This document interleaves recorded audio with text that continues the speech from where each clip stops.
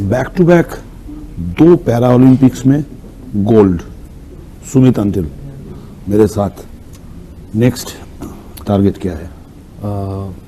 Next target sir, long term की बात करें तो कोशिश करेंगे कि 80 मीटर का मार्क है जो टच करना चाहूँगा, बट शॉर्ट टर्म में तो कोशिश करेंगे कि वर्ल्ड चैंपियन, क्योंकि as a reigning world champion जा रहे हैं हम, तो अपने टाइटल को डिफेंड करें। So now you are I think 26, 27? Yeah, 26. 26. Yeah. Next Olympic, you will be 30 years old. Yeah. So how tough it would be to maintain that momentum at the age of 30? मेरे को ये लगता है कि इतना tough नहीं होने वाला, बिकॉज जो मैं बचपन से बनना चाहता था वो मैं हूँ, और जो मैं बचपन से एक जो लाइफ जीना चाहता था वो मैं भी जी रहा हूँ। कि सुबह उठो, वर्कआउट करो, दोपहर में सो जाओ, शाम को उठो फिर वर्कआउट करो। तो आई डोंट थिंक कि मेरे लिए इतना मुश्किल होगा, क्योंकि मेरे को एक तरह से I love what I do, तो मेरे को ऐसे मोटिवेशन वगैरह की तो नहीं ज़रूरत पड़ती। तो बट कोशिश करेंगे कि फिटनेस लेवल उस टाइम पे जितना पीक पे लेके जा सकूँ। और मैं थ्रोवर हूँ, तो थ्रोवर की जो पीक एज होती है वो भी आई थिंक 28, 29, 30 ईयर्स में वो पीक एज पे होता है अपने कैरियर की। तो कोशिश करेंगे कि उस टाइम पे 80 मीटर के आसपास थ्रो करें। पैरा ओलंपियन, ये कोट ऑन कोट डेफिनेशन, ये क्या एक इंडिविजुअल को हॉन्ट करता है? नहीं, हॉन्ट तो नहीं करता, but sometimes when you get compared with abled athletes, तो थोड़ा वो लगता है कि हाँ, कंपेयर किया भी जा रहा है तो किससे किया जा रहा है, मतलब या बिकॉज उनको कोई वैसी दिक्कत नहीं है। बट कहीं ना कहीं फिर वही है कि अपनी इंडिविजुअलिटी को जिस तरह से हम किसी की लाइफ में एज अ मोटिवेशन का रोल प्ले कर सके, किसी को इंस्पायर कर सके। क्योंकि जब मेरा एक्सीडेंट हुआ था 2015 में, तो बहुत कम ऐसे एग्जांपल थे, इंडिया में तो थे ही नहीं कि जिसे लेग एम्पूटी हो, इस लेवल पे खेला हो।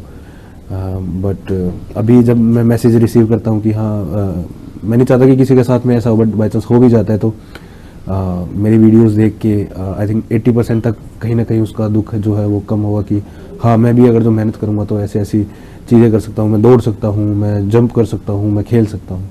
तो I think this is the kind of motivation कि सुबह उठते ही वो होता है कि हाँ, जो एक्सपेक्टेशंस हैं लोगों को वो पूरी करनी है।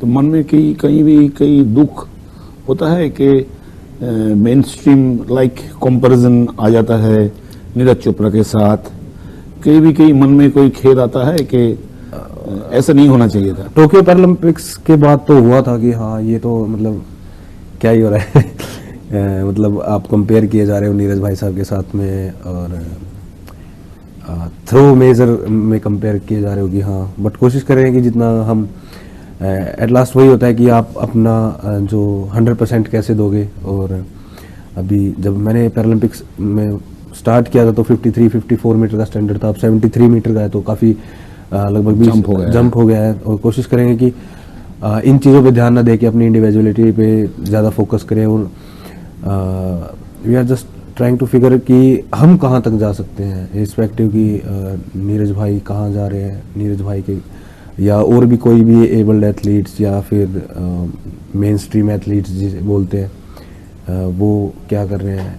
I think it's all about me कि मैं कहाँ तक जा सकता हूँ, मेरे अंदर क्या पोटेंशियल है, और इस हादसे के बाद मैं कहाँ तक जा सकता हूँ कि हाँ, क्योंकि जब मैंने गेम स्टार्ट किया था तो 70 मीटर एक पैरा एथलीट के लिए इम्पॉसिबल सा टास्क मानते थे लोग कि हाँ, पैरा एथलीट कहाँ ही 70 मीटर मारेगा। इवन एक जर्नलिस्ट आफ्टर टोक्यो पैरालंपिक्स मैंने एक इंटरव्यू दिया था वहाँ पे कि आपका नेक्स्ट टारगेट क्या है, तो मैंने बोला कि 70 मीटर मेरा नेक्स्ट टारगेट है।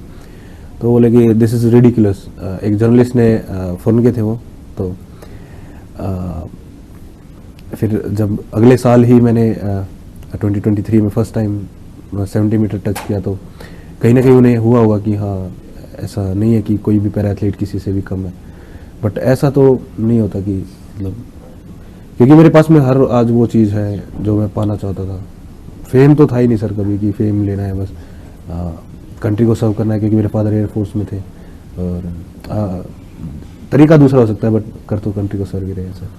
Absolutely, serving the country like any of us. Another question is, ये पैरा ओलंपिक्स में जो पार्टिसिपेट करते हैं, इंडिया ने पिछले 2 एपिसोड में बहुत बड़ा सक्सेस भी मिला है जी। infrastructure wise, are we getting enough support from our government? देखिए सर, एलाइट लेवल पे we are getting enough support.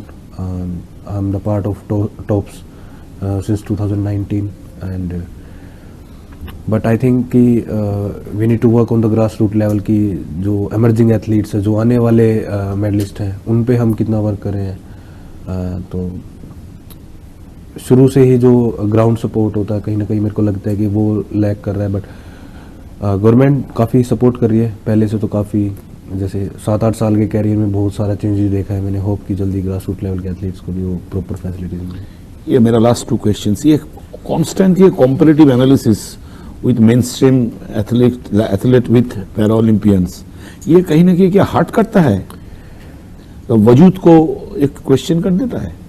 कभी कभी होता है सर कि जब मेन स्ट्रीम एथलीट्स के साथ में कंपेयर होता है तो ये मन में यही आता है कि कोई ये नहीं देख रहा कि हम एक लेग पे थ्रो कर रहे हैं, हमें डेली जो हमारा वर्कआउट होता है उसमें कितनी दिक्कत आती होगी. बट वो सीधा कंपेयर कर देते हैं नीरज भाई साहब के साथ में. तो उसी चीज़ को मैं फिगर आउट कर रहा हूँ कि हम कहाँ तक जा सकते हैं, कि ताकि हमारे आने वाली जो पैरा एथलीट्स की जनरेशन है उनको ये सब ना सुनना पड़े कि कंपटीशन नहीं है, ये है. क्योंकि अब तो फिर भी थोड़ा काफ़ी रिस्पेक्ट होगी लोगों के मन में. बट शुरू में जब मैंने पैरा स्पोर्ट्स ज्वाइन किया था तो people see us like sympathy वाले होते हैं ना, जो कि this is the social work not a sporting event, तो वो फील होती है. बट अब तो काफ़ी चेंज आ गया लोगों की मेंटलिटी में. मेरा लास्ट क्वेश्चन, एक पैरा ओलंपियन के लिए हर प्रोफेशन में मेंटल स्ट्रेंथ बहुत ज़्यादा लगता है. अभी तो इस mental strength is all about. Para Olympian के लिए मेंटल स्ट्रेंथ कितना बहुत इंपॉर्टेंट होता है? देखिए, डिपेंड नहीं करता कि मैंने you are fighting with your standard, fighting with society, fighting with structure, everything. काफ़ी मुश्किल होता है खुद को. सबसे पहले तो खुद को ये एक्सेप्ट करना पड़ता है कि हाँ, हम ऐसे हैं और मतलब ऐसे ही रह के हमें आगे अच्छा परफॉर्म करना है.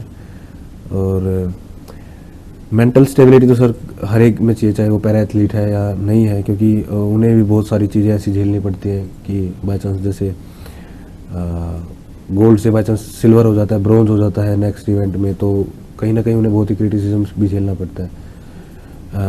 बट पैरा एथलीट को डे टू डे लाइफ में वो झेलना पड़ता है कि हाँ, लोग उन्हें एक अपनी देसी भाषा में बोलते हैं ना कि हल्के में ले रहे हैं, और उन्हें ये समझते हैं कि हाँ, ये तो अपना टाइम पास कर रहे हैं, मतलब स्पोर्ट को स्पोर्ट नहीं माना जाता. तो वो कहीं ना कहीं उस चीज़ से रिकवर होना पड़ता है पैरा एथलीट को. बट जब वो एक लेवल पे चले जाते हैं तो आई थिंक वो चीज़ें बोधर नहीं करती उन्हें. Thank you talking with us. Thank you so much. Thank you very much. Thank you.